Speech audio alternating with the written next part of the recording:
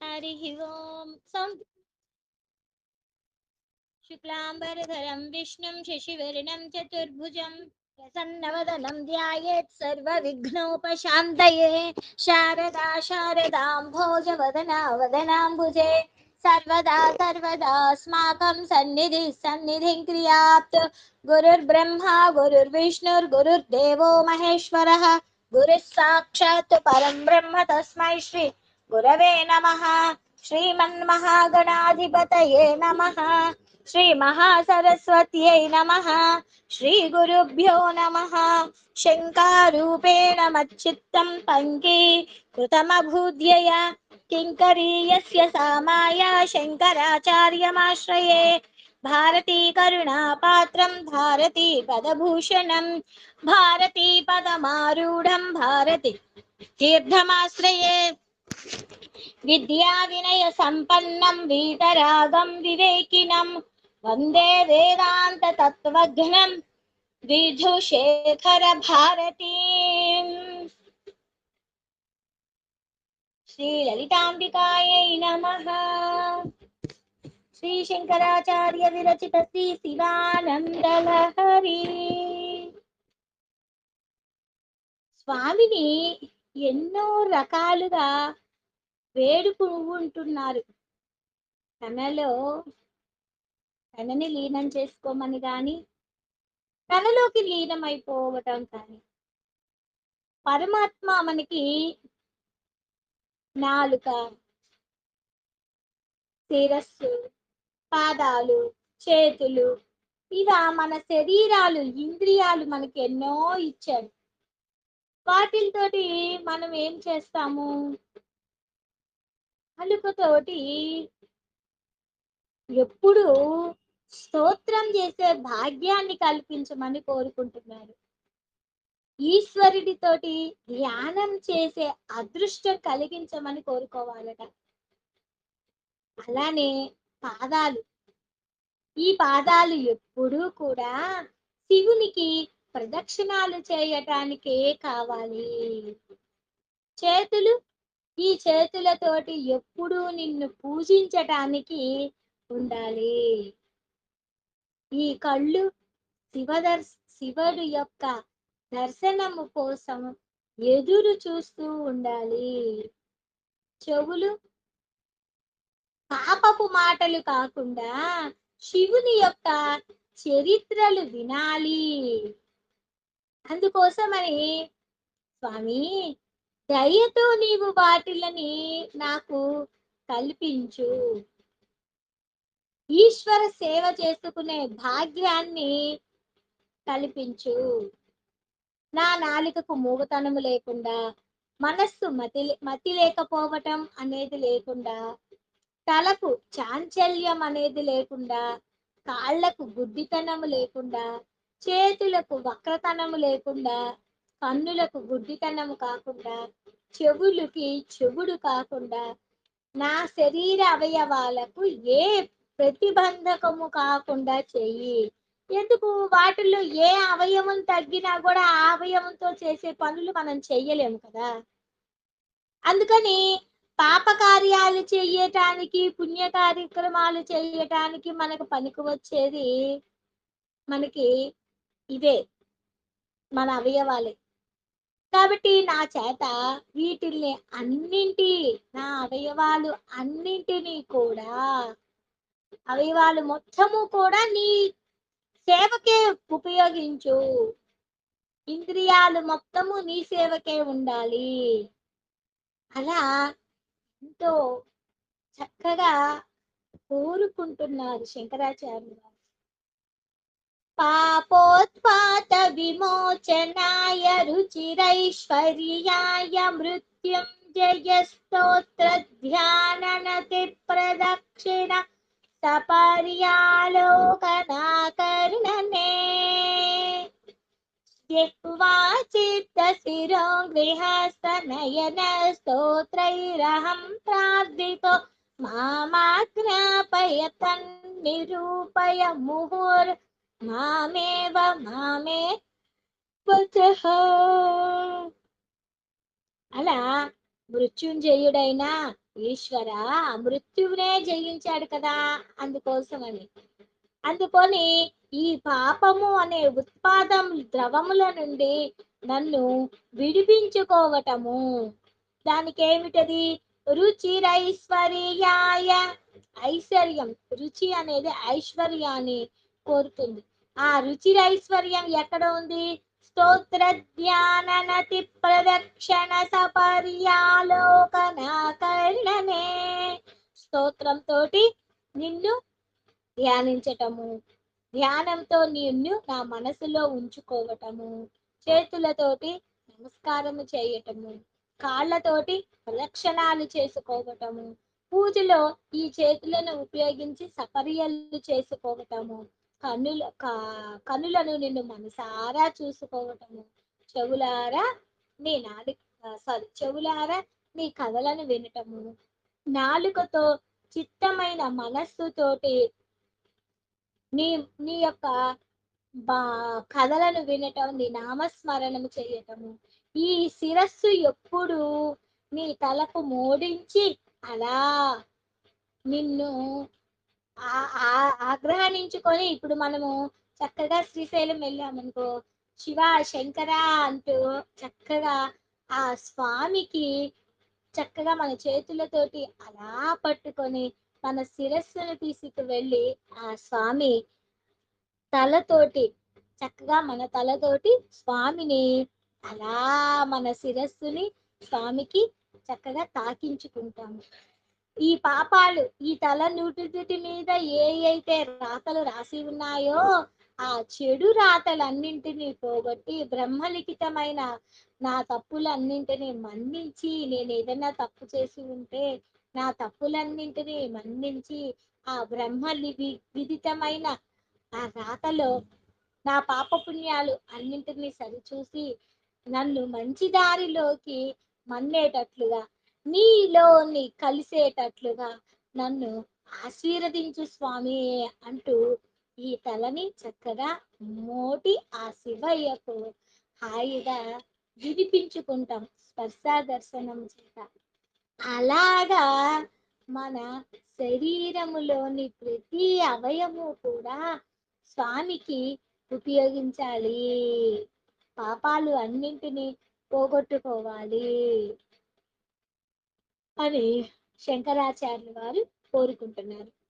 పాపోత్పాత విమోచనాయ రుచిరైశ్వర్యాయ మృత్యుంజయ స్తోత్ర ధ్యాననతి ప్రదక్షిణ సపర్యాలోకనాకర్ణనే. జిహ్వాచిత్త శిరో గృహస్థనయన స్తోత్రైరహం ప్రార్థితో మామాజ్ఞాపయ తన్నిరూపయ ముహుర్మామేవ మామేవ చః.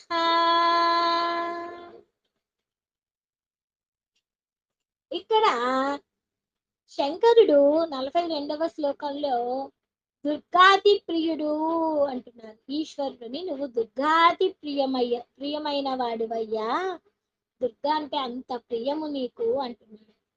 అందుకని నా మనస్సులో కూడా ఒక దుర్గం ఉన్నది, నువ్వు ఇక్కడ ఎందుకు నివసించవు అంటూ కోరుకుంటున్నాడు. చూడండి, గాంభీర్యం పరిఖాపదం ఘనధృతి ప్రాకార ఉద్యద్గుణస్తోమశ్చాప్త బలం ఘనేంద్రియ చయోద్వారాణి దేహస్థితః విద్యా వస్తు సమృద్ధిరీత్యఖిల సామగ్రి సమేతే సదా దుర్గాతి ప్రియ దేవ మామక మనో దుర్గే నివాసం గురు కాదు, నివాసం కురు.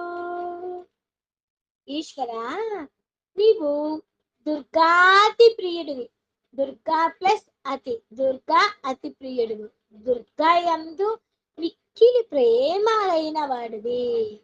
ఇక్కడ దుర్గా ప్లస్ అతి ప్రియుడు అంటే శత్రువులు ప్రవేశించటానికి శక్యము కాని ప్రదేశాన్ని దుర్గము అంటారు. అంటే కోట, అంటే కోట అందు ప్రేమ గలవాడా అని మరొక అర్థం వస్తుంది. ఈశ్వరుడు ఎక్కడ నివసిస్తాడు? కైలాసంలో నివసిస్తాడు. అందుకని కైలాస దుర్గంలో నివసిస్తాడు కాబట్టి ఈశ్వరుడు దుర్గాతి ప్రియుడు. ఇక్కడ శంకరాచార్యులు వారు ఏం కోరుకుంటున్నారు? శంకరా, నా మనస్సు కూడా ఒక దుర్గము వంటిది. నా మనోదుర్గములో నీవు నివసించవయ్యా. కోటకి కొన్ని లక్షణాలుంటాయి. ఆ లక్షణాలు అన్నీ కూడా మరి నా దుర్గములో ఉన్నాయో, నా మనస్సు అనే దుర్గములో ఉన్నాయో లేదో చూడు. ఏంటది? నా మనస్సు కూడా ఒక కోటలాగా లోతుగా ఉంటుంది. అందులో ఆ మనస్సులో గాంభీర్యం ఉంటుంది. నా మనస్సుకి. అంటే కోట ఎలా ఉంటుంది? పెద్దదిగా, ఎత్తుగా ఉంటుంది. ఏ అన్ అలానే నా మనస్సు కూడా గొప్ప లోతైనది. అక్కడ అగడ్తలుంటాయి. అగడ్తలు అంటే దాన్నేమంటారు? కాగడలతోటి వెలుగుతూ ఉంటుంది. ఇక్కడ నా మనస్సులో కూడా అగడ్తలున్నాయ్యా. చెవి, కన్ను, ముక్కు, చర్మము, నాలిక, ఇంద్రియాలు ఇలా అగడ్తలుగా ఉండి అవే నీకు కోటలో ద్వారాలు ఎలాగైతే ఉంటాయో ఇవి కూడా ద్వారాలుగా ఉన్నాయ్యా. ఇక్కడ నా దేహంలో శివ సంబంధమైన జ్ఞాన విద్య ఉన్నదయ్యా. ఈ విద్య ఆ కోటలోకి అవసరమైన పదార్థ సంపత్తిలాగా ఉంటుందయ్యా. శంకరా, నా మనస్సు అన్ని విధాల సౌకర్యంగా కోటకి ఎన్ని లక్షణాలైతే ఉన్నాయో ఆ లక్షణాలు అన్నీ కూడా నా కోటలో, మనస్సు అనే కోటలో ఉన్నాయ్యా. నువ్వు కైలాసంలో నివసిస్తూ ఉన్నప్పుడు కొండల్లోనూ బండల్లోనూ నివసిస్తున్నాయ్యా.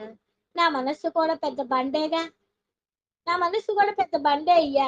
కాబట్టి ఆ బండ మీద నివసించే బదులు ఈ బండనే కోటనే దుర్గములో నా మనస్సులో నివసించవయ్యా అంటూ ఎంత ఆర్తితోటి స్వామిని తన మనస్సులోకి రమ్మనమని చెప్పటానికి ఎన్ని రకాలుగా నివసించవయ్యా అని కోరుకుంటున్నాడు చూడండి. గాంభీర్యం పరిఖాపదం గణధృతి ప్రాకార ఉద్యద్గుణస్తోమశ్చాప్త బలం ఘనేంద్రియ చయోద్వారాణి దేహస్థితః విద్యా వస్తు సమృద్ధిరిత్యఖిల సామగ్రి సమేతే సదా దుర్గాతి ప్రియ దేవ మామక మనో దుర్గే వివాసం కురు. ఎంత స్వామిని ఎంతసేపటికి తన మనస్సులో ఉండటానికి, తన మనస్సులోకి చోటుని ఎలా ఇస్తున్నారో చూడండి ఉండటానికి. మా గచ్చస్త్వమితస్తదో గీతవో మయ్యేవ వాసం కురు స్వామిన్నాది కిరాత మామక మనః కాంతార సీమాంతరే వర్తంతే బహుశో మృగా మదజుషో మాత్సర్య మోహాదయస్తాన్ హత్వా మృగయ వినోద రుచిత లాభం చ సంప్రాప్స్యసి. కైలాసగిరిలో ఉండే శంకరులు ఒకసారి ఆది కిరాతకుడయ్యాడు. ఆది కిరాతకుడయ్యి అక్కడ మా మృగాలను వాటిని అన్నింటినీ సంహరిస్తూ ఉంటాడు. శంకరా, నీవు కిరాతమూర్తివి కదా, నీవు ఏం చేస్తూ ఉంటావు? జంతువులను, కిరాతకుడు అంటే జంతువులను వేటాడేవారు కదా, జంతువులను వేటాడటానికి అడవిలోకి వెళుతూ ఉంటావు. ఆ వేటలో అక్కడ ఇక్కడ తిరుగుతూ ఉంటావు. మరి జంతువులను వేటాడాలంటే అడవిలో తిరగాలి కదా. అడవిలో తిరిగితేనే ఆ జంతువుల కోసం కాపు కూసుకొని కూర్చుంటేనే అవి దొరుకుతాయి, వాటిని వేటాడొచ్చు. నీకు ఇంకొక వేటని నేను చూపిస్తానయ్యా. ఎక్కడో తెలుసా? నా మనస్సు. నా మనస్సు కూడా ఒక పెద్ద దాన్నేమంటారు? వేటాడటానికి కావలసిన జంతువులన్నీ నా మనస్సులో ఉన్నాయి. నా మనస్సు ఒక మహా అరణ్యం. ఆ అరణ్యంలో భయంకరమైన క్రూర మృగాలున్నాయి. అడవిలో కన్నా గొప్ప భయంకరమైన క్రూర మృగాలున్నాయి. అదేమిటది? మదము, మాత్సర్యము, మోహము అనే కామము, లోభము, మదము అనే జంతువులు. ఏం చేస్తుంది? పెద్ద క్రూర మృగం మాత్సర్యం అనే మృగం. ఇదేం చేస్తుంది? ఇతరులపై ద్వేషాన్ని చూపిస్తుంది. ఇంకొక మోహం. ఈ మోహం అనేది ఏంటిది? ఆత్మగానిని ఆత్మగా భావిస్తూ అహంకారంతో గర్విస్తూ ఉంది. మాత్సర్యము, మోహము, కామము, క్రోధము, లోభము, మదము ఇలా జాతి జంతువులు ఎన్నో ఉన్నాయి నా మనస్సులో. ఇవి నా మనస్సు అనే అరణ్యంలో తిరుగుతూ నన్ను ఇబ్బంది పెడుతుంది. కాబట్టి నీవు వేట కోసం అడవిలో అయితే ఎక్కడికెక్కడికో వెళ్ళి తిరిగి జంతువులను సంహరించాలి. ఇక నువ్వు తిరగాల్సిన పని లేదు. నా మనస్సు అనే అరణ్యంలో నీవు ఉండు. వాటిల్ని చంపేసేసాయి. ఏది? నాలో ఉండే మోహము, మదము, మాత్సర్యము ఇలా అన్నీ ఉన్నాయి కదా, క్రోధము. ఈ జంతువులను అన్నింటినీ చంపేసేసాయి. నీకు వేటాడి చంపితే నీకు వేట వినోదం కదా, నీ వినోదం తీరుతుంది. కాబట్టి నా మనస్సు అనే అరణ్యంలో నివసించవయ్యా. అందుకోసమని మనస్సు అనే కామక్రోధ అరిషడ్ వర్గాలను పోగొట్టుకుంటే ఇక ఏం మిగులుతుంది? సత్వగుణం మిగులుతుంది మనిషిలో. ఆ సత్వగుణ ప్రధానుడిగా తను చెయ్యమని ఎంత అందంగా కోరుకుంటున్నారో జగద్గురువులు చూడండి. అది ఆ కోరికలోని రహస్యం. మనస్సులో ఉండే తన మదమాత్సర్య మోహము వీటన్నింటినీ చంపేస్తే మనసి చక్కగా సత్వగుణ కృష్ణయ్య సత్వగుణ ప్రధానమవుతుంది. ఎంత అందంగా కోరికలు కోరుతున్నారు చూడండి జగద్గురు. మాగచ్చేస్త్వమితస్తదో గిరిశభో మయ్యేవ వాసం కురు స్వామిన్నాదికిరాత మామక మనః కాంతార సీమాంతరే వర్తంతే బహుశో మృగా మదజుషో మాత్సర్యమోహాదయస్తాన్ హత్వా మృగయ వినోదరుచిత లాభం చ సంప్రాప్స్యసి. మాగచ్ఛస్త్వమితస్తదో గిరిశభో మయ్యేవ వాసం కురు స్వామిన్నాదికిరాత మామక మనః కాంతార సీమాంతరే వర్తంతే బహుశో మృగా మదజుషో మాత్సర్యమోహాదయస్తాన్ హత్వా మృగయ వినోదరుచిత లాభం చ సంప్రాప్స్యసి. ఇక మహాదేవుడిని ఈ శ్లోకంలో సింహ రూపంగా స్తుతిస్తున్నారు. ఈశ్వరుడిలో సింహ లక్షణాలు ఉన్నాయి. ఆ లక్షణాలు సింహ లక్షణాలు ఎలా ఉన్నాయో ఈ శ్లోకంలో చూద్దాం.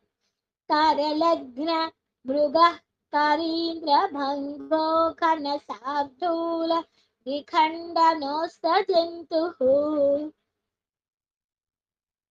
గిరి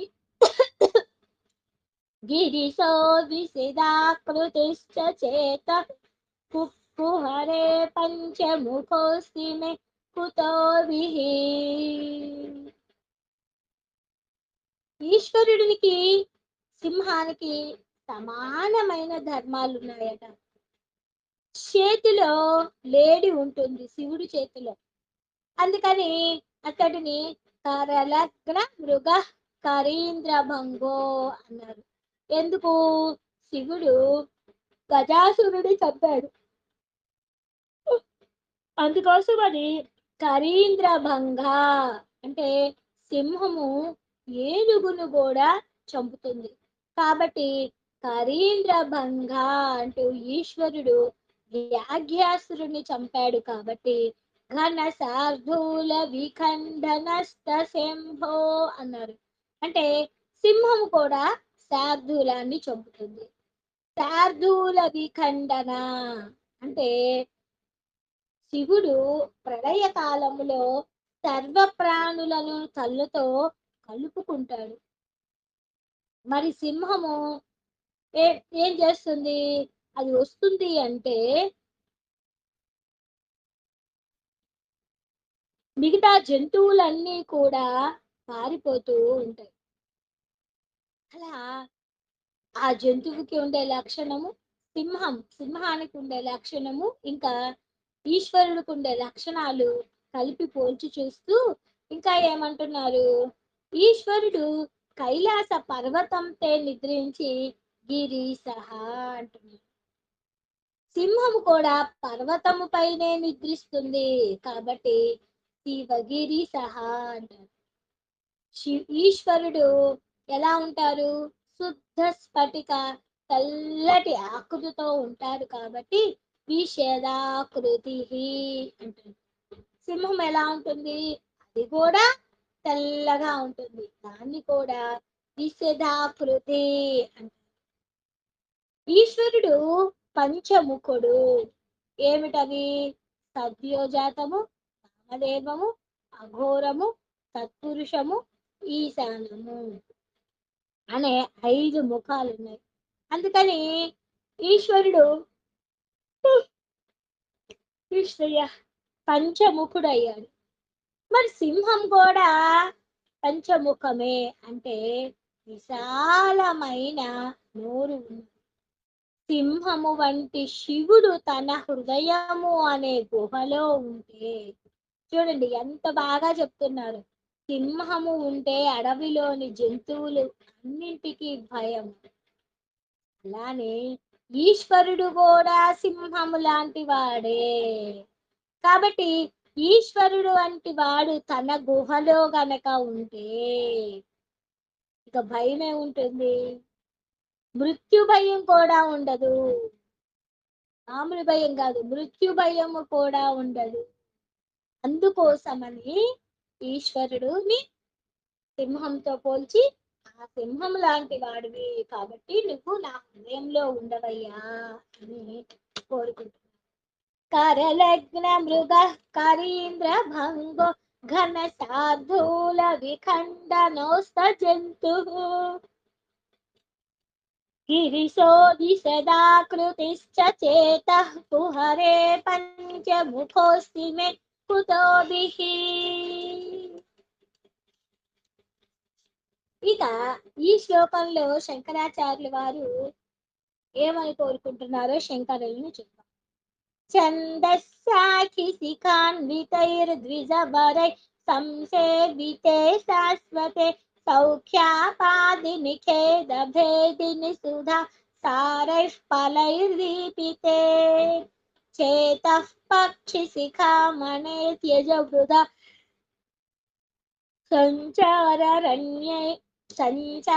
సంచారమన్యైరలం నిత్యం శంకర పాద పద్మయుగళి నీడే విహారం కురు. శంకరులు తన మనస్సుకి ప్రబోధిస్తున్నాడు. ఓ మనస్సు అనే ఓ పక్షి, నీకు గూడు కోసం ఒక మంచి గూడు కావాలి. ఆ గూడులో అన్ని సుఖాలు ఉండాలి. అటువంటి గూడు కోసము నువ్వు అక్కడ ఇక్కడ తిరగబాక. శంకరులు అనే పాద పద్మాలు అనే గూడు ఉంది. నీ కోసం సర్వసిద్ధు వస్తువులతోటి సిద్ధంగా ఉంది. అందులో నీవు నివసించు. శంకర పాద పద్మాలు అనే గూడు ఎట్లా ఉంటది? శాశ్వతమైనది. ఎప్పుడు చెడనిది. ఇంతకు ముందు ఆ గూట్లో వేద వృక్షాలు, కొమ్మలు, చిగుళ్ళు అవన్నీ ముట్టిన ద్విజవరులు చేరి ఉన్నారు. ఆ గూడు చాలా సౌఖ్యంగా ఉంది.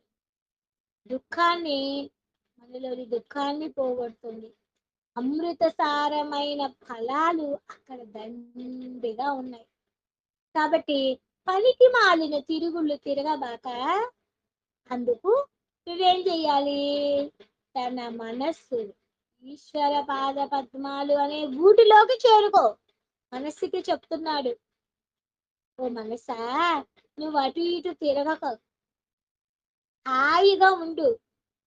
ఆ గూటి కోసము అటు ఇటు తిరగక్కర్లా నీ యొక్క ఆహారం కోసం. ఆహారం అనేది మంచిగా దొరుకుతుంది.